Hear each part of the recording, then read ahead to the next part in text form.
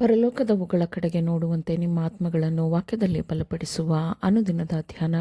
ಇಂದಿನ ಧ್ಯಾನದ ಶೀರ್ಷಿಕೆ ಕುಟುಂಬ ಒಂದು ಗುರುತು. ಈ ದಿನದ ಸತ್ಯವೇದದ ವಾಕ್ಯ: ಈ ಕಾರಣದಿಂದ ನಾನು ನಮ್ಮ ಕರ್ತನಾದ ಯೇಸು ಕ್ರಿಸ್ತನ ತಂದೆಯ ಮುಂದೆ ನನ್ನ ಮೊಣಕಾಲೂರಿ ಯಾವ ತಂದೆಯ ಹೆಸರನ್ನು ಪರಲೋಕ ಭೂಲೋಕಗಳಲ್ಲಿರುವ ಕುಟುಂಬವೆಲ್ಲ ತೆಗೆದುಕೊಳ್ಳುತ್ತದೋ ಆ ತಂದೆಯು ನಿಮಗೆ ತನ್ನ ಮಹಿಮೆಯ ಐಶ್ವರ್ಯಕ್ಕನುಸಾರವಾಗಿ ಆತನ ಆತ್ಮನ ಮೂಲಕ ಆಂತರ್ಯದಲ್ಲಿ ವಿಶೇಷ ಬಲವನ್ನು ಅನುಗ್ರಹಿಸುವ ಹಾಗೆಯೂ ನಿಮಗೆ ದಯಪಾಲಿಸಲಿ ಎಂದು ಆತನನ್ನು ಬೇಡಿಕೊಳ್ಳುತ್ತೇನೆ. ಎಫೆಸದವರಿಗೆ 3ನೇ ಅಧ್ಯಾಯ 14ನೇ ವಚನದಿಂದ 16ನೇ ವಚನದವರೆಗೆ.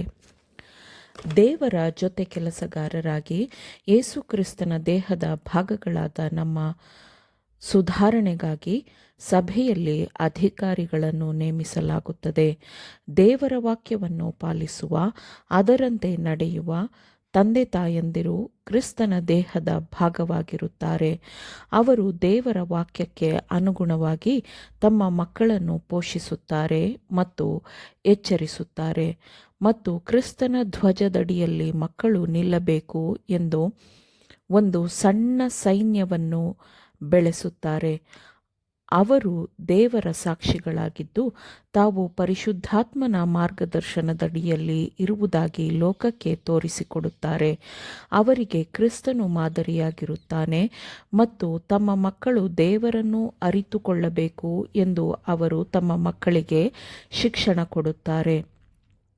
ಕ್ರಿಸ್ತನನ್ನು ಅವಮಾನಪಡಿಸಿ ಕ್ರೂಜೆಗೇರಿಸಲ್ಪಡುವ ಮೊದಲು ಕ್ರಿಸ್ತನು ತನ್ನ ಶಿಷ್ಯರಿಗೋಸ್ಕರ ಮಾಡಿದ ಪ್ರಾರ್ಥನೆಯಲ್ಲಿ, ಒಬ್ಬನೇ ಸತ್ಯದೇವರಾಗಿರುವ ನಿನ್ನನ್ನು ನೀನು ಕಳುಹಿಸಿಕೊಟ್ಟ ಯೇಸು ಕ್ರಿಸ್ತನನ್ನು ತಿಳಿಯುವುದೇ ನಿತ್ಯ ಜೀವವು ಎಂದು ಹೇಳಿದನು.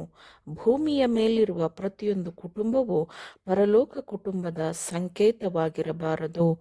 ಪ್ರತಿಯೊಂದು ಮನೆಯಲ್ಲಿಯೂ ಸ್ತುತಿ ಮತ್ತು ಕೃತಜ್ಞತೆಯ ಹಾಡುಗಳು ಕೇಳಿಬರಬೇಕಲ್ಲವೇ? ದೇವರನ್ನು ಪ್ರೀತಿಸುವ ಕುಟುಂಬವು ಮತ್ತು ಒಬ್ಬರನ್ನೊಬ್ಬರು ಪ್ರೀತಿಸುವ, ಕೋಪಗೊಳ್ಳದ, ದೀರ್ಘಶಾಂತಿಯನ್ನು, ಸಹನೆಯನ್ನು, ದಯೆಯನ್ನು ಪಾಲಿಸುವ ಸದಸ್ಯರಿರುವ ಕುಟುಂಬವು ಮೇಲಿನ ಪರಲೋಕ ಕುಟುಂಬದ ಸಂಕೇತವಾಗಿರುತ್ತದೆ. ತಾವು ಪರಲೋಕವೆಂಬ ದೊಡ್ಡ ಕುಟುಂಬದ ಭಾಗವಾಗಿದ್ದೇವೆ ಎಂದು ಆ ಕುಟುಂಬದ ಸದಸ್ಯರು ಅರಿತುಕೊಂಡಿರುತ್ತಾರೆ.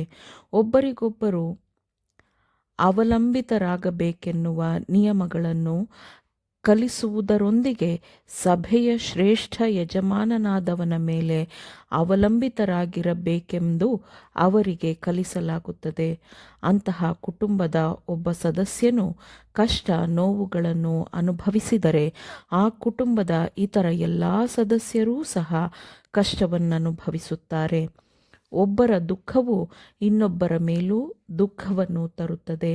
ಈ ವಿಷಯವು ಯುವಕರಿಗೆ ತಮ್ಮ ಆರೋಗ್ಯವನ್ನು ಸರಿಯಾಗಿ ಕಾಪಾಡಿಕೊಳ್ಳುವಂತೆ ಕಲಿಸಿಕೊಡಬೇಕು ಮತ್ತು ಆರೋಗ್ಯಕ್ಕಾಗಿ ಪ್ರಾರ್ಥಿಸಲು ಅವರಿಗೆ ಕಲಿಸಿಕೊಡಬೇಕು.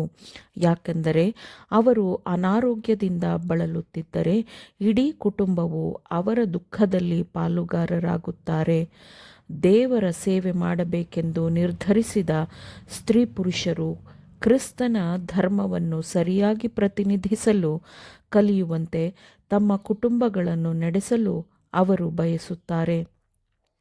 ಮಕ್ಕಳಿಗೆ ಅಚ್ಚುಕಟ್ಟಾಗಿರುವಂತೆಯೂ ಇತರರಿಗೆ ಉಪಯುಕ್ತವಾಗಿರುವಂತೆಯೂ ಮತ್ತು ದೇವರ ವಾಕ್ಯವನ್ನು ಇತರರಿಗೆ ಹಂಚಿಕೊಳ್ಳುವಂತೆಯೂ ಕಲಿಸಲಾಗುತ್ತದೆ.